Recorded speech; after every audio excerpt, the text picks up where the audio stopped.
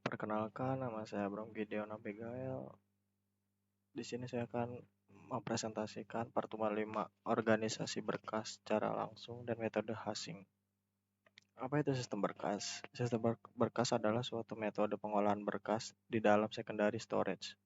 Sementara itu, sistem berkas langsung adalah pengolahan data di mana rekaman atau record disimpan tidak secara beruntun, namun pada alamat yang didasarkan pada kunci rekaman.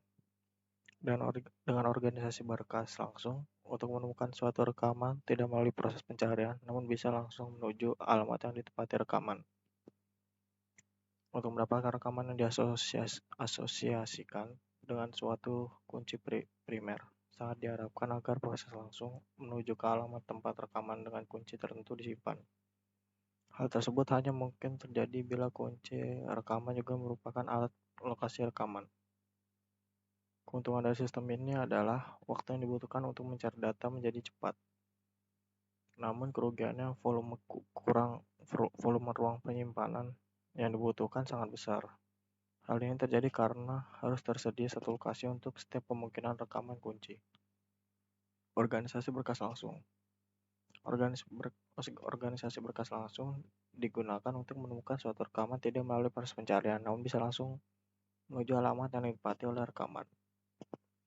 Hal ini digunakan dengan cara menyimpan rekaman pada alamat yang sama dengan nilai kunci rekaman tersebut. Contohnya, rekaman dengan kunci 50 akan disimpan pada alamat 50. Sehingga untuk menemukan sebuah rekaman, cukup melihat nilai kunci dan menuju ke alamat yang ditunjuk oleh kunci rekaman tersebut. Contoh, jika ingin melihat rekaman dengan kunci 28, langsung saja menuju alamat 28 tersebut. Harus tersedia satu ruang untuk setiap kemungkinan penyimpanan kunci rekaman, meskipun dalam rekaman tersebut datanya sudah tidak ada. Contoh, dalam suatu universitas yang memiliki ribuan mahasiswa, pasti ada beberapa nomor yang kosong untuk beberapa alasan. Misalnya sudah lulus mengundurkan diri, DO, cuti, dan sebagainya. Sehingga tidak semua ruang dimanfaatkan untuk mahasiswa aktif. Korespondensi satu-satu. Dengan menerjemahkan langsung dari kunci rekaman ke alamat rekaman, maka akan berlaku suatu hubungan korespondensi satu-satu antara kunci dengan alamat rekaman. Hal ini menyebabkan harus disediakannya ruang yang sangat besar untuk menampung setiap kemungkinan nilai kunci yang ada. Contohnya, untuk menyimpan data karyawan yang kuncinya ada NIP terdiri dari 9 digit, dibutuhkan sebanyak 1 miliar alamat, karena kemungkinannya yang dapat muncul dari 9 kode digit adalah mulai dari angka 00000 hingga 111199. Kerugian korespondensi satu-satu. Korespondensi satu-satu ini akan mengakibatkan pemborosan ruang penyimpanan, atau terjadi banyak alamat yang tidak dipergunakan alias kosong.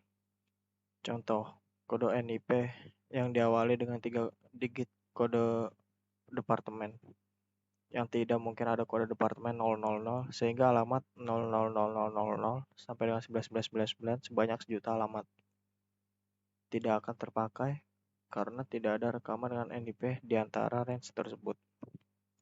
Metode hashing. Untuk mengatasi kerugian yang timbul dari cara korespondensi satu-satu tersebut, amat digunakan metode lain yang disebut dengan metode hashing. Metode hashing pada intinya digunakan untuk melakukan pemetaan dari kunci rekaman yang memiliki cakupan nilai yang luas ke nilai alamat yang memiliki cakupan lebih sempit. Bentuk fungsi hash adalah f buka kurung key tutup kurung address. Macam-macam fungsi hash. 1. Hashing dengan kunci modulus n. Suatu fungsi hash yang paling populer dan paling sering diimplementasikan adalah modulus n, di mana f kunci sama dengan kunci mod n. Dengan n sebagai ukuran tabel atau berkas, hasil fungsi modulus adalah sisa hasil bagi oleh n.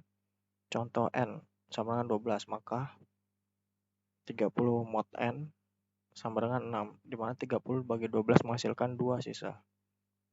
40 mod n sama dengan 4, di mana 40 dibagi 12 menghasilkan 3 sisa 4.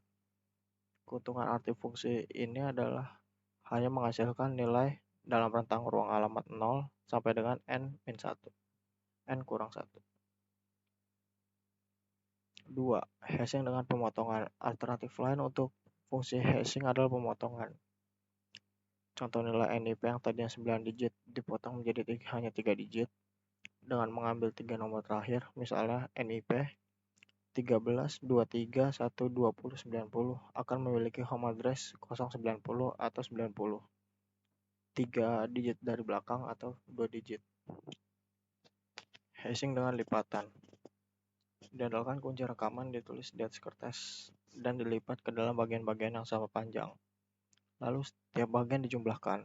Contoh NIP yang 9 digit dibagi ke dalam 3 bagian masing-masing 3 digit, terus dilipat pada bagian-bagian tersebut. Dijumlahkan akan menghasilkan 633 dengan carrier atau 533 tanpa carrier. Hashing dengan penguadratan. Hashing dengan penguadratan adalah menentukan home address sebuah rekaman dengan mengkuadratkan rekaman tersebut. Hasil kuadratan ini kemudian dapat dikombinasikan dengan pemotongan atau lipatan untuk mendapatkan alamat yang diizinkan. Lalu 5. Penambahan kode ASCII. Metode ini dapat digunakan jika dikunci bukan merupakan kode numerik.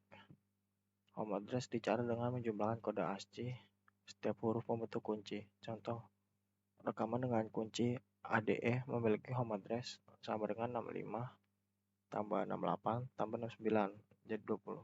Sekian dari saya, terima kasih.